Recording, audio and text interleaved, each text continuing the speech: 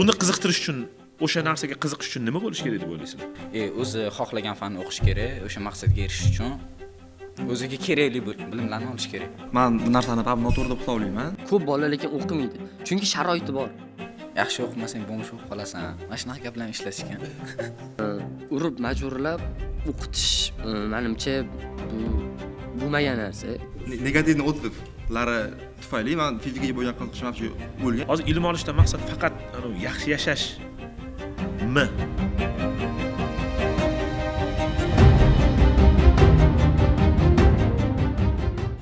Assalomu alaykum hurmatli kuzatuvchilar. Biza sizlarni o'quvchi gapirsin loyihasini yubiley soni 1-soniga taklif qilamiz. Albatta bu hazil. Oldindan aytib qo'yishim kerak, bu loyiha havaskor tarzda olinyapti. Ancha harakat qilib ko'rdim o'zim. Adabiy tilda, ya'ni adabiy shevada gapirsammi ekan deb, lekin eplamas ekanman. Baribir shevada gapirishga to'g'ri keladi va imkon qadar ruscha so'zlarni ishlatmaslikka ham harakat qilamiz, lekin mabodo buni eplolmay qolsak, avvaldan uzr so'raymiz, chunki biz baribir havaskormiz. Bu loyihani olishdan maqsad juda ham katta maqsadlar emas, shunchaki bu qiziqishga edi. Ya'ni men o'zim o'qituvchiman. 2006-yildan beri fizikadan, matematikadan dars beraman va o'quvchilarning hayoti bilan juda ham ko'p qiziqaman. Menimcha hamma o'qituvchilar ham qiziqsa kerak. Keyin aytdikki, nega shu o'quvchilar bilan birorta loyiha qilmaymiz, o'quvchilarni olib chiqmaymiz va o'quvchilar bilan savol-javob qilmaymiz. Birorta mavzu bo'yicha, maxsus mavzu bo'yicha bo'lishi mumkin, umumiy gaplar bo'lishi mumkin. Shundan keyin qaror qildikki, bismillah deb bir olib ko'ramiz shu loyihani. Balkim qiziq bo'lsa davom ettirarmiz, qiziq bo'lmasa yana ham o'zimizning ustimizda ko'proq ishlaymiz. Birinchi sonimizga men erkinroq bo'lishi uchun suhbatimiz o'zimni o'quvchilarimni taklif qilganman. Ya'ni 3 yil avvaldan beri dars bergan, ya'ni ular 8-chi, 9-chi, 10-sinfda meni o'quvchilarim bo'lishgan, fizikadan, matematikadan dars berganman ularga. Hozir ular 11-sinf. To'g'ri, ixtiyoriy o'quvchilarni tanlashimiz mumkin edi. Bunaqa variantimiz ham bor edi. Lekin ular bilan birinchi loyihani birinchi sonini olayotganimizda biroz o'rtada baryerlar, ya'ni to'siqlar bo'lishi mumkin yoki erkin suhbat bo'lmay qolishi mumkin yoki samimiy suhbat chiqmasligi mumkin. O'shaning uchun o'zimning o'quvchilarimni taklif qildim. Ular hozir men aytganimdek 11-sinfda o'qishadi. Hammaligiga taklif qilinganda hammaligi bir ovozdan xohish bildirishdi, qatnashamiz deyishdi. Bir podkast bo'ladimi, bu loyihami? Ahamiyati yo'q buni. Lekin shularning ichidan birinchilardan bo'lib, xo'p deganlari bo'lgani uchun, endi navbati bilan, ya'ni adolat bo'lishi uchun 3 kishini, 3 ta o'quvchini taklif qilganmiz. Bu loyihaga birinchisi Muhammad Ali, ikkinchisi mana Ahmad, uchinchisi Shohruh. Hamma o'quvchilarimiz quvnoq bo'lgan, hamma o'quvchilarim quvnoq bo'lgan, bular quvnoqlarning ichida quvnoq bo'lgan. Meni qiziqtiradigan savollardan bittasi juda ham endi savol tariqasidagi, savol darajasidagi narsa emas, nimaga shunaqa ekan deb o'ylayman. Sababi o'quvchilardan ko'p eshitganmanki, nimaga uyga vazifani qilmading yoki nima bo'lyapti desa, bir nima muammo, bir nima sabablarni aytardi, yopishgan, yoshmagan sabablar, bahonalarni aytardi. Keyin men ota-onam bilan gaplashishim kerak desam, gaplashsangiz gaplashavering. Nimaga unaqa befarq yoki loqayd tarzda bunaqa deyapsan desam, men bilan qiziqmaydi. Meni qizig'im yo'q maktab faoliyatimni. Maktabda 2 olamanmi, 5 olamanmi, vazifa qilaman, qilmayman, qiziq emas uyimdagilarga degan javoblarni eshitganimdan keyin shu narsa anaqamda qolgan, kallamda qolgan. Nimaga? Endi uzr ruscha so'z ishlataman. Неужели ota-onaga ba'zi narsalar qiziq emas? Nima desam Muhammad Ali shunga? Qay darajada qiziq bo'lgan uyindagilarga seni maktabdagi hayoting, endi maktab ham bir hayotda bir bo'lagida. Boshlang'ich sinflarda meni ota-onamga meni maktab hayotim juda ham qiziq bo'lgan. Meni o'rtoqlarim kam, qatta turadi. Maktabdan keyin qattaga birga boramiz. Nimalar haqida gaplashamiz, o'shalar haqida doim mendan so'rab yurishgan. Maktabdagi baholarimga ham juda ham qattiq qiziqishgan. Nasha oddiy to'g'ri olsam ham, nimaga to'g'ri olding, nimaga 5 olmading, bunaqa deb qiziqib so'rab turishgan. Gap ham eshitgansan. Gap ham eshitganman oldin. Kundaligiga nimaga to'g'ri tushdi deb. 2 olganda ham gap eshitganman. Men bu 10-11-sinfdan keyin ota-onam meni maktab hayotim bilan uncha qiziqishmaydi, ya'ni ko'proq erkinlik berishadi. Chunki bilishadi, что 10-11-sinfda уже universitet tayyorgarlik boshlanadi. Universitet tayyorgarlikda iloji boricha erkinlik berish kerak deb hisoblashadi menga. Ya'ni erkinlik berish kerak deganda, ya'ni erkinlik berishgan degani bahoying bilan qiziqish yoki baholarim bilan qiziqishmaydi. Misol uchun maktabda boryapsan maktabga yo bormayapsan. Misol uchun men dasturchi bo'lmoqchiman, katta bo'lganimda. man dasturchi bo'lmoqchi bo'lganimda fizika, mana bu ona tili va shunga o'xshash fanlardagi baholar unchalik muhim bo'lmaydi. Shuning uchun ham ota-onam ba'zi fanlardan unchalik yuqori bo'lmagan baholar olganimda qanaqadir reaksiya bildirishmaydi. Mani hozircha erkinga qo'yishyapti. Ahmad, senda qanaqa bo'lgan? O'sha maktabga chiqqanimdan keyin 11 yillik maktab faoliyatimda 3 xil savol berishgan. Masalan, boshlang'ich sinfda qanaqa o'qiding, nima o'rganding, uyga vazifani qildingmi, bu 1dan 4-sinfgacha.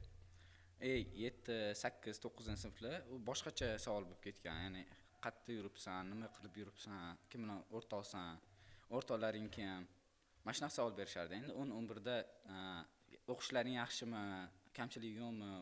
Mana shunaqa savollar berishardi. O'shani nima edi? Yoshing kattalashgani sari savollar ham seriozniroq savollar. O'sha bilishadi, atrofimga yaxshi bolalar yig'ib olganimmi, o'zimga yoqadigan bolalarga yig'ib olganimmi? Yig'ib olganimmi deydi. Atab yig'ilganimmi degan yig'ib olganimmi? Yanada kattarsang uylantiramiz deyshadi. Bu ham bor. Shohruh, senga savol. Menga o'qib qo'ydi. Maktabda oladigan baho, endi baho haqida gapirgan o'shatdimi? Bahoing sababli uyda gap eshitganmisan? Menga shu 1-sinfligimdan beri bahoyimga qattiq qarashardi. Masalan, oldin o'sha kundalik bo'lardi. Hozir kundalik.com degan sayt bor, maxsus ilova bor. Oldin kundalik bo'lardi oldin 1-sinfligimizda. Kundaligimni tekshirishardi va o'sha har doim 5 olishga harakat qilardim. 4 tushib qolsa yoki 4 baho yoki 3 baho. Endi 2 ni aytmasa ham bo'ladi. Olmasdim chunki ko'p. 2 ni piska bilan o'chirardim. To'g'ri. bilan. 4 bilan 3 olib qolsam, meni juda urishardi. Nimaga 4 olding? Sen 4 olmasliging kerak deyishardi. Boshingni qora bulutlar yig'lardi. Shunaqa ekan, hozirga kelib, keyin sal kattarganim sari 4-sinfgacha xuddi mana shunaqa sistema bo'lgan. Menga baholarim juda qattiq qarashgan. Yaxshi o'qisin deyishgan. Endi o'zim o'ylashim bo'yicha bilmadim. Va u yog'iga o'sha 7, 8, 9 baholarimga uncha ham qiziqishmasdi. Lekin chorak baholarimga qiziqishardi. Chorak baholarga ko'rib turishardi, lekin baholarga qiziqishmasdi. Hozirga kelib, lekin umuman hozir baho qo'yilmaydi pashti. Baho ham yo'q. Hozir faqat repetitor mana shunaqa qilib o'qishlarga tayyorlanadi. Hozirgi qo'yilayotgan baholarning deyarli ahamiyati yo'q. Menga deysan-da. Shu yerda bitta narsa, savol, o'z ba'zi savollarni tayyorlab keldim. Men tabiiyki reja bo'lish kerak-ku. Hozir menda yo'q bo'lgan savol bor ekan, shuni bitta so'ray, faqat iloji bo'lsa, qisqaroq qilib javob bersanglar. Qo'yiladigan bahoni o'quvchiga qay darajada muhimligi bor? O'rta sinfdan boshlab tepaga qarab. 1-sinfdan 4-sinfgacha kerak bolani bunaqa qilish nima motivatsiya va hokazo. Hattoki masalan 5-6-sinf o'quvchilarni ham shu ko'rganimda oladigan bahosiga qarab yig'lab yuradi bir xillari. 3 qo'ydilar, 2 qo'ydilar. Men ham bir marta yig'laganman 2-sinf. Yo'q, kattalashganimiz sari-da, masalan hozir 8-9-sinf o'quvchilar. Qo'ysangiz qo'yavering baho. Men bilan ham uchragan bu narsa. Ya'ni menga ham aytilgan, 3 qo'yishim kerak. Hozir 4 qo'ya olmayman desam, menga bahoni qizig'i yo'q deydi. Nima qizig'i bo'lishi mumkin? Nima bilan qiziqtirish mumkin? Mana o'quvchini. Lekin bunaqa bolalar 2 turga bo'linadi-da.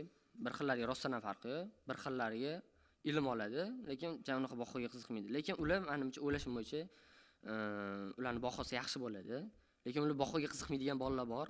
Masalan, o'sha faqat o'qishi, bilimiga o'qiydi. Ularni qanaqa qiziqtirish kerak deganda, ularni qiziqtirish, masalan, men o'zingni menda bunaqa savol bor edi. Aynan topib kelgan savollarimdan bittasi. To'g'ri, hamma o'quvchida ham emas u. Ba'zilarda deylik yoki sal ko'pchiligida deylik, lekin hammasida ham emas. Meni kuzatganimga ko'ra yoki meni kuzatuvimga yoki balkim o'zim ishlaydigan joydan kelib chiqib beraman bu savolni. Fizika yoki ximiya yoki biologiya va geografiya, science deymiz bitta. Nimagadir anaqa kamroq shunga. Nima edi? Qiziqish yoki motivatsiya kamroq. Nega? Chunki o'zim fizikada dars berganim uchun menga qiziqdi. Nimaga shunaqa pastroq? Uni qiziqtirish uchun, o'sha narsaga qiziqish uchun nima bo'lish kerak deb o'ylaysizlar? Fizikaga qiziqtirish uchun bolalarni o'z maktablarda o'sha fizikada o'sha bo'layotgan narsalar faqat amaliy emas-da, kitobdagi rasmda ko'rsatmaslik kerak-da. Nazariy qilish kerak. Masalan, teskarisi, nazariy gapirish bo'lsa, amaliy tarzda. Amaliy. Nazariy kitob rasmdagi emas-da, amaliy qilib ko'rsatish kerak. Ya'ni o'sha mana bunaqa bo'lsa, masalan, mana bunaqa bo'ladi, de. bironta fizik mana bunaqa hodisa bo'ladiki, keyin mana bunaqa bo'ladi desangiz, u o'sha bola qiziqadi o'sha narsaga keyin. Bir xil o'quvchilar bilan gaplashilganda aytadi. Men bu fanga qiziqmayman. Menga fizika kerak emas. Menga kimyo kerak emas. Ona tili kerak emas, matematika farqi yo'q, fan ahamiyati yo'q. O'quvchining shu gapida jon bor deb o'ylaysizlarmi? O'zini maqsadini yo'lga qo'yib bo'lgan bo'lsa, jon bor, chunki ortiqcha narsaga chalg'ishga vaqti yo'q. O'zi xohlagan fanni o'qish kerak, o'sha maqsadga erishish uchun o'ziga kerakli bilimlarni olish kerak. Oybek aka, men bu fikrga umuman qo'shilmayman. Chunki men bu universitetga topshirayotganda GPA deydi menimcha, hamma yillik baholari, mana 8, 9, 10, 11-sinfdagi yillik baholari, chorak baholari hammasi yuqori baho bo'lsa, grant yutib olishga ham katta yordam beradi. Men 100% grant yutib olish uchun hamma baholar 5 bo'lish kerak. Misol uchun Malayziyadagi universitetlarni ko'raman. 100% grant yutishim uchun hamma baholar 5 bo'lish kerak ekan. Bu farqi yo'q bu. Misol uchun geografiya bo'lishi mumkin, biologiya bo'lishi mumkin. Shu agar 100% universitetga kirmoqchi bo'lsa, agar baholarni farq qiladi. Qiziqadimi, qiziqmaydimi, yuqori baho olishga harakat qilish kerak. Ozgina g'alizroq savol. Balkim buni chiqarishmasa ham bo'ladi o'zligi. Endi rostmana savol sizlarga. Anaqada xonada o'tiribmiz, tasavvur qiling, rostmana savol sizlarga. Hozir ilm olishdan maqsad, mayli o'sha dars jarayoni ilm olishda, u nima fan bo'lsa ham, geografiyami, mehnat darsimi va hokazomi. Hozir ilm olishdan maqsad faqat yaxshi yashashmi? Shu to'g'rimi? Masalan, nimaga matematika o'qiyapsan? Institutga kirishim uchun. Institutga nimaga kirasan? Oliy ma'lumotli bo'lishim uchun. Oliy ma'lumotli bo'lish nimaga kerak? Yaxshi joyga kirib, ishlab pul topish uchun. Normal, menimcha biz anaqalardan bittasi, maqsadlardan bittasi. Lekin maktabga shuncha predmet nimaga qo'yilgan deb o'ylaysizlar? Nimaga kerakmi shu o'qitish yoki ilm olishdan maqsad faqat shu bilmaydi, oxirgi bir moddiy manfaat bo'lish kerakmi? Ozgina maqsadlar noto'g'ri qo'yib qo'yilmaganmikin? Yo, ilm olish maqsad u faqat moddiy bo'lishi mumkin emas. Endi ba'zilarda bo'lishi mumkin. Men ko'pchilikda menimcha unaqa emas deb o'ylayman. Masalan, hech nimanidir o'rganib Ahmad maza qilganmisan? Hech qanaqa maqsad yo'q, moddiy maqsad yo'q. Masalan, men buni 5 baho olsang, iPhone olib beraman degan narsalar bilan moddiy maqsadlarda yoki moddiy bir sabablar. Institutga kirish. O'rgansam maza qilaman. Nimani masalan? Masalan, ko'proq faktlarga, fizika qonunlariga qiziqaman. Shohib, senda ham bormi? Fizikadan yangi qonun o'rgansam, hayotda o'shani o'z gapingizni bo'lib qo'ydim. O'rganib maza qilganmisan, hech biror narsani bilib, voy, mana endi tushundim degan narsa bo'ladi-yu. Agar bironta savol tug'ilib qolsa ham endi, keyin uni Googledan topib bilsam o'sha narsani, maza qilaman. Chunki u savol keyin qiynamaydi deysiz boshqa. Kecha soat 2 da uyg'onib ketsa. Aytadi-ku, nima edi? Kecha yarim kechasi 2 da 3 da uyg'onib ketib, nimaga ming oyoqni oyog'i mingta deb o'ylab yotadi. Qanaqa boshqarar ekan mingta oyog'ini deydi-ku. O'shanaqa o'zimni savolimga javob topsam yoki bironta ustozdan so'rasam, topsam, maza qilaman. Lekin men hozir aytgan gapingizga o'sha moddiy uchun o'rganish to'g'rimi degan savol. Balki mana qandir nima edi, chiroyli so'zlar bilan aytganda zamonamiz talabi deydi-ku. Zamonamiz talabi. Shunaqa lekin bor narsa. O'sha chunki hozir ko'p bolalar o'qishlarga kirish yoki o'sha ilm o'rganishi kelajakda o'sha ota-onamni yoki boshqa birorta qarindoshimi, kimi yaqinlarini yaxshi hayot kechirish uchun o'qiydi ko'plar. Masalan, o'sha moddiy maqsad bo'yicha o'qiydi ko'pincha bolalar. Agar yana bitta shuni endi davomida endi uzr savoldan keyin savol chiqib kelaverar ekan. Masalan, sizlarga shunaqa holat, shunaqa vaziyat bo'lsa-ki, masalan, o'sha 5 yildan keyin maktab bitirgandan keyin, shu 20 yoshda, 25 yoshda o'sha ishlaydigan joylar tayin, oladigan oylik maoshing ham tayin, ya'ni hamma narsa обеспеченlikligi bor, ta'minlanganligilar aniq. O'qirmi deylar? Maktabda o'qish mana hozir ham 3 yil o'ylayman IELTS o'qiysizlar. IELTS menimcha oldingiz ham bitta, sizlar o'qiyotgandinglar. O'qirmi deylar shuni? Men o'qirdim. Nimaga? Yo'q, men shu gapiga aytaman, agar o'sha vaziyatda bo'ladigan bo'lsa, u bola katta bo'lgani bilan, o'sha katta bo'lib ketaversa, u o'sha sharoitda ko'p bola lekin o'qimaydi. Chunki sharoiti bor.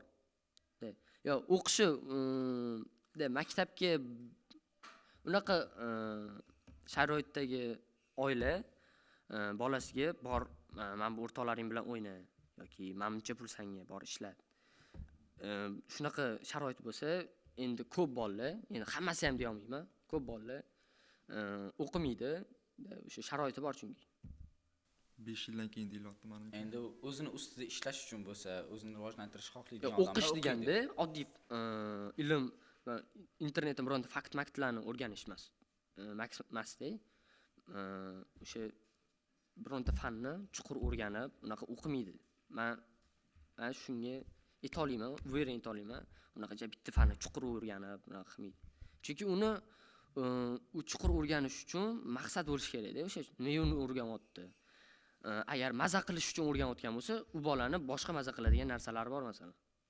O'rtoqlari bilan aylanish yoki bironta narsa, xohlagan narsasini ola oladi, puli bor, bo'ldi. Xo'p, endi demak, hozir mana maktabda o'qitilyapti. Endi ko'p maktab hayoti haqida gapiryapmiz-ku. Endi institutda, oliygohlarda istamasa o'qiydi, bo'lmasa отчисление bo'lib ketadi.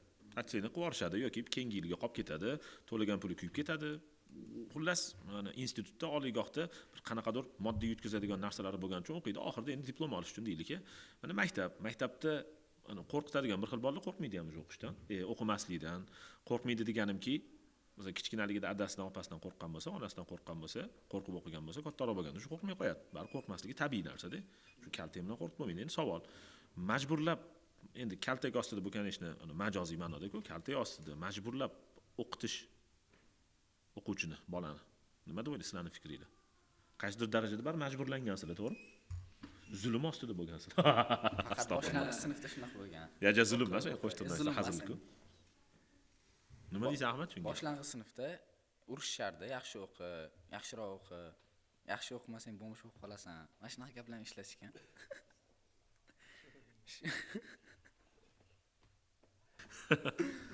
Rosa mana shunaqa gaplar ishlatishgan. O'shancha odam o'qirdi. Uydagilardan gap eshitmaydi. O'sha baholarni ham yaxshiroq qilishga, ota-onaning ko'ziga yaxshiroq ko'rinish uchun maktabda harakat qilganmiz. Lekin hozir unaqa bosim yo'q. Maqsading aniq bo'lgan bo'lsa bo'ldi. O'zing maqsading uchun harakat qilsang, o'zingni rivojlantira olsang, mayli deyshadi. Mayli, qaysidir darajada so'radik-ku, buni bari to'liq ochib bera olmadik, chunki bu savolga to'liq javob berish uchun men o'ylayman, juda ham ko'p katta auditoriyadan so'rab chiqish kerak bu narsani. Menga aytadigan gapingiz yo'q? Bor. Yo'q, o'sha kaltak. Yo, kaltak degan majoziy, rostmana kaltak emas. Urib majburlab o'qitish. Aha. Urib majburlab o'qitish menimcha bu bo'lmagan narsa. Yaxshi emas. Chunki u bola uni majburlab o'qitsa, u prosta nomiga o'rganadi-da. Yomon ko'rib qolishi ham mumkin. Yomon ko'rib qolishi ham mumkin bu narsani. O'sha fizik ustozim bo'lardi. Prям uy chiqib kelmasam, prям qo'lda bundoq qildirib, lineyka bilan urardi-da. Zo'r-ku. O'shandan keyin men Ya zo'r-ku deganim yaxshi savol kelib qoldi hozir. Urganini zo'r demayman yana. o'shani oxirigacha gapirib ichimdagini chiqarib oldim. Uzr. Urganda prям keyin u fizika polni yomon ko'rib qolganman-da. O'qituvchi orqali. O'qituvchi orqali yomon ko'rib qolganman. Undan oldin men o'z fizikaga polni qiziqardim. Shuning uchun fizikada tokni qanaqa ishlashi, Thomas Edisonda chiroq qanaqa bo'lib topganlari menga vashi juda ham qiziq bo'lgan. O'sha fizika ustozi doimiy tazyiq zulm ostida yashaganman-ku. Doimiy negativni o'tiblar tufayli men fizikaga bo'lgan qiziqishim shu o'lgan, yomon ko'rib qolishim. Vayner mana bor, hozir gapi esimga tushib qoldi. Men yoshligimda juda ham katta psixologik bir nima olganman, nima edi? Aylanish ketib, faqat Istanbul bilan qayerga Dubayga olib borishardi meni. Bir Malta bir nimaga olib. Kutgan bo'lmasdi-da, Tailandga uchib ketadi deysiz tomonlarga. Do'shtaga tushdi degan. Balki o'qituvchi ana nima edi? Impuls saqlanish qonuni, nima edi? Impuls mavzusini o'rganishni qo'lingga urgandir deydi-ku. Shu yerda bitta savol sizlarga. Uzr endi, ana rejadan ozgina chiqib ketdik, o'rnida aralashib qolar ekan. Hech narsa qilmaydi. Xo'p, internetda men hammalar ko'rgansizlar baribir, bunaqa bo'lib turadi. 1 yilda 2-3 marta chiqib ketadi baribir kameralardan, kamera yozuvlaridan. Maktabda u xususiy maktab bo'lsin, davlat maktab bo'lsin, ahamiyati yo'q buni, qattaligini. Bir xilda bog'chalarda ham bo'ladi. Mayli, maktab deylik.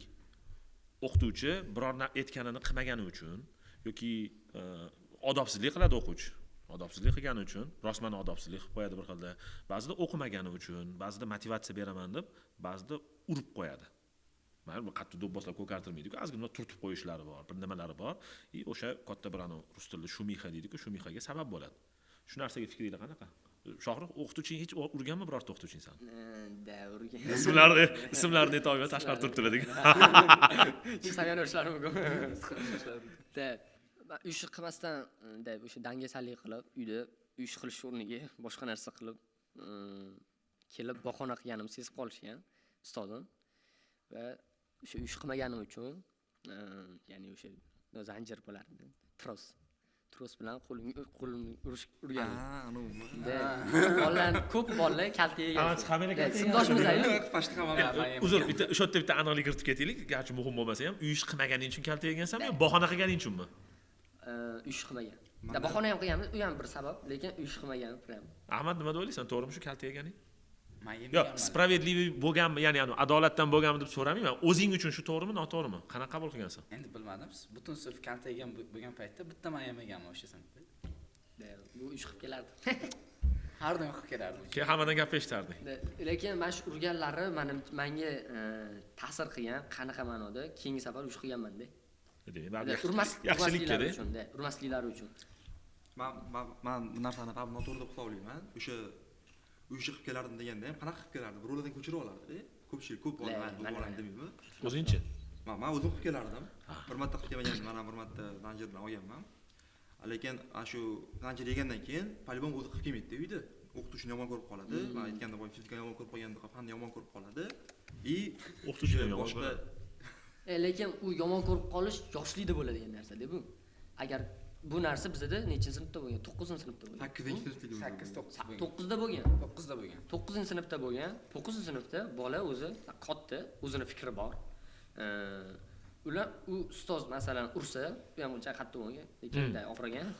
Ramziy ma'noda bo'lsa ham uy kalta yegansiz. Kalta yeganmiz, lekin biz uchun u prosta hazillik bo'lgan. Dilinglar og'rib qolmagan. Dilimiz og'rib, ustoz yomon ko'ribda, anaqa bo'lmagan. O'rtoqlarimdan kalta yeganini ko'rib, o'sha mana zanjirdan qo'rqib uyga qiladigan bo'lganman. Mana kalta yemaydi, chunki ko'rganimdan izi qolardi, tatuirovka deb ustidan ko'tardim bolalarni.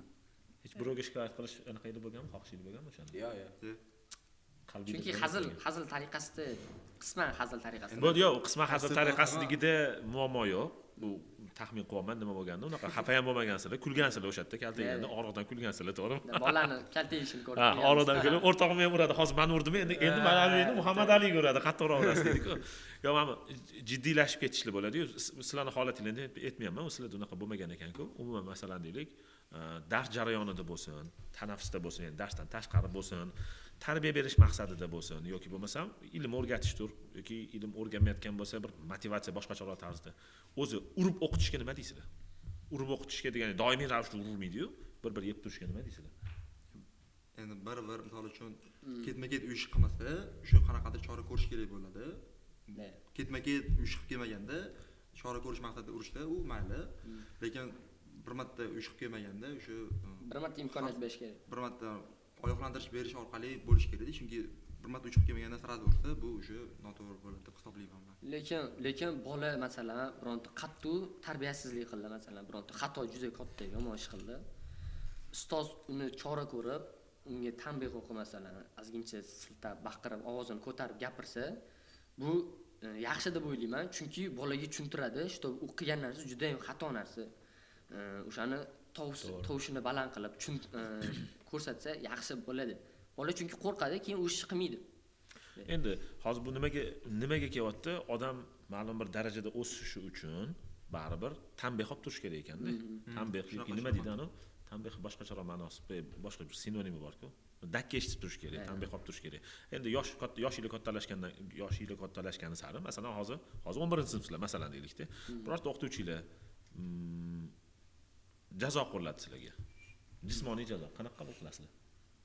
Ursami? Yo, urush sizlar urushdan qo'rqmaysizlar yoki bir og'riq va hokazo emas. Buni qalbingizda qanaqa nimadir o'tadimi? Shu ham kerakmidi endi katta bolamiz-u degan yoki ha kerak, urush kerak degan narsaga. Urush deganda обязательно unaqa fizik urush tushunmaydi endi. Qilgan ishimizga afsuslanish bo'ladi hozirgi yoshda. Menda masalan shunaqa. Mana jismoniy tanbeh berganda masalan ko'proq uyga o'sib beradi masalan hozir bir tonna ingliz tilida fan qilmadim. Ingliz tilida. Ertasi kuni ko'proq uyga o'sib berishadi. Tanbeh bo'ladi u, jismoniy tanbeh. Uni qilayotganimda ichimdan o'ylayman, o'shanda qilib borganimda hozir bunaqa qiynalib o'tirmasdan. Yaxshi, endi ko'proq qilaman, keyingi safar qilmaslikka harakat qilaman. Qilishga harakat qilaman. Qilmaslikka emas. Xatoyimni qilmaslikka harakat qilaman. Qilmaslikka harakat qiladi.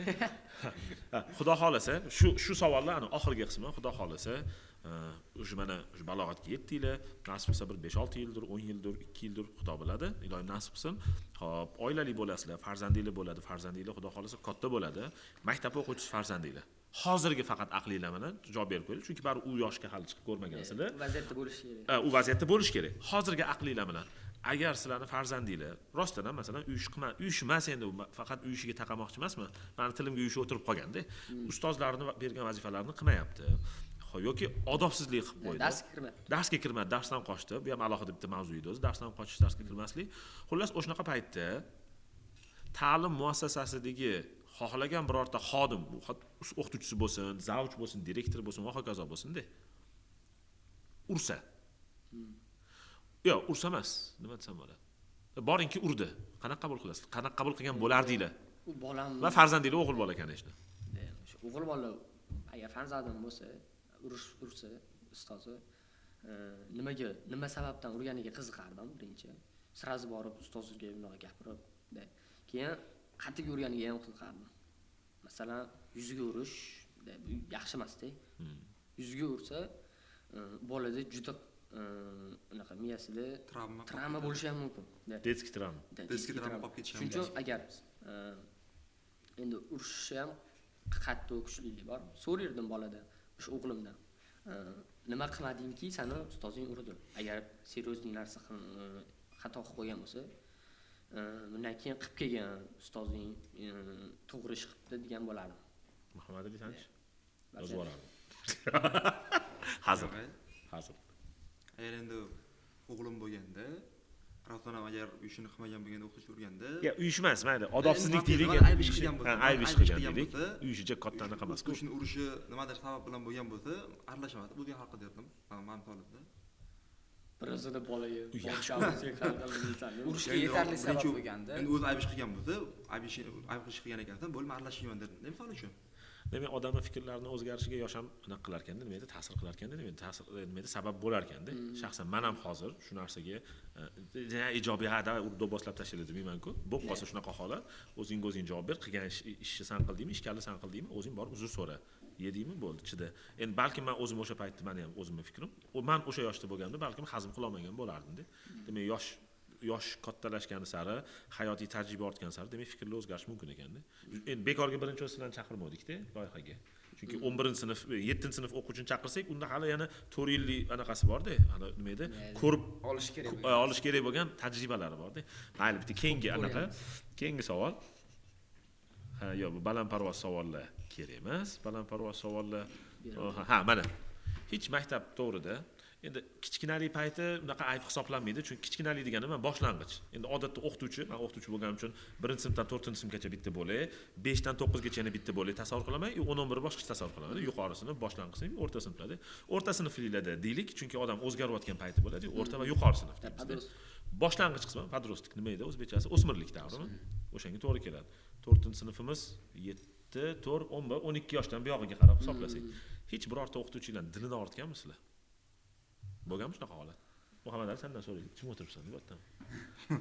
Qonni yoshchi ekan. Men 3-sinfligimda uch qo'yib tur. U kichkinalik-ku, kichkinalik. 12-13 yoshlarimdan keyin o'sha o'qituvchilarimni dilini og'ritganimni eslolmayman ekan. Qanaqa og'ritgansan? Yo, dilini og'ritish qanaqa bo'lishi mumkin? Endi u uyga vazifa qilmaslik dilni og'ritmaydi-ku. Odobsizlik qilib, qo'pollik qilib, gap qaytarib. Bir tinga olmasdan. Bir tinga olmasdan ham bo'lishi mumkin o'qituvchini. Bezga o'xshab o'tiraveradi. Ha, bezli bo'lishi mumkin. Gapiraveradi, Bo'lganmi shohruh? Ayol ustoz bo'lsa ham. Masalan, men ko'rganman. O'zing bevosita ishtirokchisi bo'lmagansan. O'zim esimda yo'q. Ya, lekin rostdan esimda yo'q. Ahmad qilmagan bo'lsam, dilini ortganmisan? Qilmaganman. Ha, yaqinda bo'ldi. Voy. Keyin 11-sinflik. Keyin uzrimni so'radim. Hatto tushunib, uzrimni so'radim. Chunki o'shanda bilmadim, sabab boshqamidi, boshqa narsa uchun asabim buzilib dars kiruvdim. Ustoz bergan vazifasini qilmadim. Ustoz xafa bo'lib o'tiraverdilar. Ayol kishi edilar, endi emotsiyaga berilib. Undan keyin borib uzrimni so'raganman. Vaziyatni tushuntirib. Lekin agar ayol kishi ustoz, lekin men o'zim maktabda o'qiganimda ham bolalarga aytardim, jim o'tirlaring. Ayol kishi bularga baqir-chaqir qilmalaring, xafa bo'ladilar deb aytib turardim-da. O'zim lekin dillarini hech kimni masalan ayol kishi ustozlarni dilini og'ritmaganman-da. Erkaklar o'rtacha olib chiqib qo'yib tashlaydi. 6-sinf, 5-sinfmi yoki 4-sinfda bo'lgan bo'lsa, o'zimni tanib aqlim nima deb o'zim O'zingni boshqara oladigan boshqara oladigan oq qorani tanib. tanigan paytlarimda og'ritmaganda. Bu yaxshi bu, dilni og'ritmaslik yaxshi. Shumit gapirdi. Chunki endi nimaga bu savolni berdim? Menda ham deyarli menimcha bo'lmagan. Ya'ni men og'ritmaganman-u. Endi maqtashim kerak o'zim astag'firulloh. Og'ritmagan ekanman. Endi meni ham og'ritganmi deb o'ylasam, bo'lgan joy bo'lgan ekan. U ham yoshlik qilib qo'ygan-ku. No, dil og'ritish baribir begona odam bo'lsa ham, aynan o'qituvchi uchun ham bo'lar ekan. Bu narsa ya'ni normalni his qilar ekan o'qituvchi, falonchi dilim og'ritib ketgan edi deb. Xo'p, boshqa umuman bitta anaqaga o'tamiz, savolga o'tamiz. Hech kim ideal bo'la olmaydi hayotda. Hech kim, o'quvchi ham ideal emas. Ideal o'quvchi, ya'ni ideal tolibi ilm bo'la olmaydi va ideal ustoz ham bo'la olmaydi. Endi ideal ustozlar, ideal odamlar o'tib ketishgan. Biz endi harakat qilib ko'rishimiz kerak. Xo'p, alohida savol. 3 ta so'z bilan yoki 3 ta sifat bilan deylik. Ideal ustoz qanaqa bo'lish kerak? Tezkorlik, bir nimalik deydik-ku. Ideal ustoz qanaqa bo'lish kerak? Sani nazdingda, sani o'lchovlaringda. Ha, yana 1 minut. Yana bir nimani tomoshabinlarga yoki kuzatuvchilarimizga eslatib o'tib ketdim. Men bu sansirab o'tiribdi deb o'quvchilarim bo'lgani uchun va odatda shunaqa bo'lib qolgan. Meni ham o'qituvchilarim sansiragani uchun, men ham sansirab muomala qilishga o'rganib qolgan ekanman. Endi buni behurmatli yoki bunaqa kurtoyli va hokazolar deb tushunmanglar. Bu samimiyat uchun. Ideal o'qituvchi 3 ta so'z bilan. O'ylab turinglar. Takrorlanmasin. Birinchisi aytaylik, darsga qiziqtira oladigan bo'lish kerak. Darsga qiziqtira oladigan bo'lish 5 ta so'z bo'lib ketdi. Qiziqtiradigan, mana bitta so'z. Aha. Qiziqtiradigan quvnoq bo'lishi mumkin. Misol uchun hech kim og'ir bosib bo'lsa, Shu joyda bundoq qilib qo'yishim kerak-da. Aha, keyinchi? quvnoq. Uchinchisi Boy. Balkim. Boylikning ma'nosi bor. Boy bo'lsa yaxshi, hammaga konfet beradi, o'qiydi. o'quvchini darajasiga tushib gapira oladigan, buni bitta so'z bilan O'quvchini darajasiga tushib bilan gapira aytolmayman. oladigan. Mayli, sifat bitta so'z bilan demaylik. Men ham o'zimcha qaysidir ko'rsatuvlarda ko'rganda 3 ta so'z bilan mana nima edi? Dadezni 3 ta so'z bilan ifodalab bering deydi-ku, o'qituvchini ifodalab bo'lmasa ekan. Uchinchisi o'quvchini darajasiga tushib dars o'ta oladigan o'qituvchi. darajasiga. Mayli, bir nechta so'z bilan bo'lsa ham ifodalar ekansiz, chunki o'xshamagan savol bo'ldi bu. Hech narsa qilmaydi. Ahmad 3 ta ibora bilan deylik, mayli, o'sha 3 ta ibora yoki 3 ta gap bilan. To'g'ri, 3 xil, uzr, 3 xil sifatlab berish kerak. Qanaqa sifatlari bo'lish kerak o'qituvchi? Ideal o'qituvchi san uchun. O'zini sohasida mutaxassis bo'lish kerak. Muttaham deyishdim. Mutaxassis bo'lish kerak, professional. Aha. Ikkinchisi o'quvchilar bilan muomala bo'lish kerak. Muomala qilishni o'rganish kerak, masalan. Aha. Aytmoqchi edim. Mutaxassis bo'lish kerak, muomala qilishni o'rganish kerak, o'xshavyapti ozgina. Uchinchisi endi nima desam? Yo'q, ko'p so'z bilan, ko'proq sifatlar bilan ham sifatlasa bo'ladi. Endi 3 ta deb, ramziy ma'noda 3 ta deb qo'ydim-da. Men ham ko'rgan ko'rsatuvlarni 4 ta, 5 ta desak ham bo'lardi. Uchinchisi u qiziqtira olish kerak, o'zini fanini qiziq joyini ko'rsatish kerak. Takrorlanadi. Ya'ni zerikarli bo'lmasligi kerak. Mana hozir Shohruh bizga javob beradi, takrorlamasdan. Ideal o'qituvchi sani nazdingda. 3 xil sifatlar, 3 xil qanaqa sifati bo'lish kerak deb o'ylaysan? 3 xilmi? Mana bitta so'z bilan emas endi, ilojisi yo'q ekan. Xo'p. Birinchi navbatda ustoz, o'sha o'qituvchi, ustoz. Xushmuomala bo'lish kerak. Yosh bolalarga yoki muzil boy bunaqalarga, bolalarga o'sha yaxshi gapirib, yaxshi gapirish kerak-da. Ikkinchisi, o'zini bu lekin yosh bolalarga ham, katta sinflarga ham bo'lyapti. Masalan, kichkina sinflarga o'sha ideal so'z bo'lish uchun o'sha bolalarni tipi o'rtog'idek qilib tushuntirib gaplashish kerak. Yaxshi. Tipa bunaqa qilib o'tirib bolalar, "Bu sen gapir", unaqa emas-da. Qo'liga len ekan. Keyinchi. Katta sinflarga ko'p hazil qilmaslik kerak. Chunki o'zini endi bizlar boshqa, masalan 7-8 sinflarga bironta ustoz ko'p hazil, quvnoq bo'lib bunaqa qiladi, boshiga chiqib oladi bolalar. Shunaqa bolalar bor. Qo'shilaman. To'g'ri. Seriozniy bo'lish kerak. Keyin uchinchisi yo'q. Kelib qolar. Shu ikkita bo'ldi. Oxirida aytaman. Keyinchalik. Ozgina ilmiyroq savol. Variativ o'qitishga fikringlar qanaqa? Ya'ni bu qanaqa edi? Yuqoriroq sinfga borgandan keyin mutaxassislik o'quvchi o'zini tanlagan mutaxassisligiga ko'ra ma'lum bir fanlarni o'zini o'qishi kerakmi yoki bo'lmasam qolgan fanlarni ham o'zlashtiraverishi kerakmi boyga anaqaga borib taqalyapti-da, yani maqsadga borib taqalyapti. Ilm olishdan maqsad faqat ana ishga kirish, institutga kirishmi degandek. Savol berishdan bittagina maqsad o'ziga kerak bo'lmasa ham astronomiya o'qishim kerak ekan degan o'quvchilarni eshituvdim-da. Kerak emas o'ziga, ya'ni ertaga imtihonga kirmaydi u fani bilan, lekin o'zi qiziqar ekan. Lekin o'qitilmayapti yoki o'qimayapman degan narsa. Nima deb o'ylaysizlar shu haqda fikringlar? Kerakmi shu? Ha, Ahmad.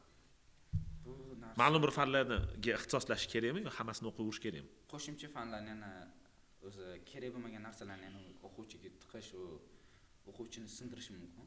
Ko'p anaqa dars berish. O'zi xohlagan darsni o'qisa, o'zini maqsadiga aniq qarab o'quvchilar o'sha narsani, o'qituvchilar o'sha narsani o'rgatsa, yetadi deb o'ylayman. Chunki qiziqqan odam darsdan tashqari holatda ham o'zi xohlagan narsasini qiziqib, qidirib, tanlash kerak o'zi xohlagandek o'rgana oladi-da o'sha vaqtida. Ya'ni bugun astronomiya bor, universitetga kirmasam ham o'qishim kerak. Bugun o'qishim kerak degan narsa yo'q. Xohlagan paytda o'sha bo'sh payti o'zi xohlagan darajada mazza qilib qiziqqan narsasini. Albatta bu astronomiya misol tariqasidagi gap-ku o'zi umumanda. Misol tariqasini. Muhammad Ali nima deysan shunga? Xohish yo'q, fikring yo'q bo'lsa ham fikrim yo'q deb qo'yaversan ham bo'ladi. Qo'shimcha mana bu kerak fanlarni o'qitirishga men qarshiman. O'zi fanni keraksiz bo'ladimi?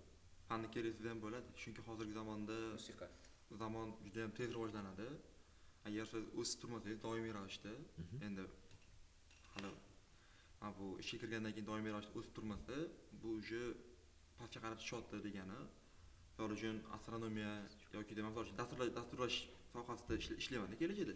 Misol uchun men kimyoni o'qisam, menga kelajakda hech qanaqangi umuman foydasi kerak bo'lmaydi. Men o'smayman bu bilan.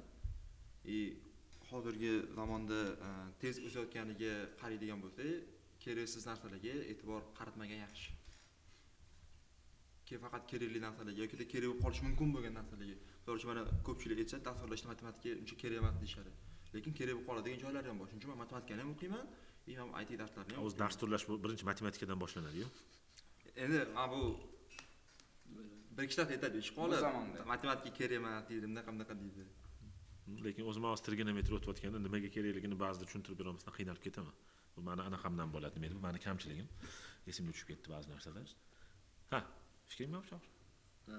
Ichingda qolib ketmas endi. Trigonometriya yoki mana shu o'zi darslar, ximiya masalan. Menimcha institutga kirish uchun o'qiydi bolalar. Ximiyani masalan o'zim o'rtoqlarim ham bor, doktor, ya'ni o'sha Toshkent institutiga yoki o'sha doktor bo'lmoqchi bo'lgan. Ximiyani hech qaysi bir qiziqmagan, majburligidan o'qiydi kirish uchun. Endi bu anaqa hurmatli kuzatuvchilar to'g'ri qabul qilasiz. Bular hammasi o'zining ichidagi gaplarni gapiryapti. Ya'ni juda ham tanqid qilib yuborish shart emas. Hozirgi kundagi vaziyatda o'zidan kelib chiqib, hech vaqt xudo xolasi chiqadi. Meni oxirgi savolim, hozir shu 11-sinfsizlar. Balog'atga yetdinglar, oq qorani deyarli taniysizlar. Telefonga qay darajada bog'lanib qolgansizlar? Juda ko'p. O'zimdan kelib chiqib gapiraman. Ertalab uydan chiqib ketayotganingda telefoning qolib ketdi. Maktabga kelganingda bilding. Lekin yo'lda avtobusda bilib qolding. Nima bo'ladi? Ham xursand bo'laman, ham xafa bo'laman. Menda bitta narsa esdan chiqmaydi. Bu bo'lmaydigan holat bo'lgan. Menda bo'lgan. Nima edi? Pul esdan chiqsa chiqadi, telefon esdan chiqmaydi. Telefon, tekshiradi, telefonim qani deb. Yo'q, menda ham shu, o'zimcha katta ketib gapiryapman. Telefon joydan. Mana bunaqa qilib qo'yaman, shu cho'chimda turibdimi deymanda. Qay darajada bog'langansizlar telefonga? Men darajasini 10 dan necha? Ha, 10 balldan deylik, ha mana. 10 balldan necha ballda baholarding bog'langanligini? 9. 9. Zato emas. Mamnun. 7 bo'lsa kerak. 7 bo'lsa kerak. Yaxshi-ku bu. 7 yoki 7,5. Meniki 8 bilan 9 orasida. O'zi hurmatli kuzatuvchilar, loyihamizni bitta sonini faqat shu telefonga bag'ishlamoqchi edik. O'zi telefon mavzusiga o'sha smartfonlar bilan kunimiz o'tadi-ku. Aynan o'quvchilar nuqtai nazari bilan endi hozir savol tariqasida berib ko'rdim. Sizlarga rahmat, hurmatli kuzatuvchilar. Keyingi sonimizni xudo xolasa yana ham qizg'inroq o'tkazishga harakat qilamiz. Bay bay.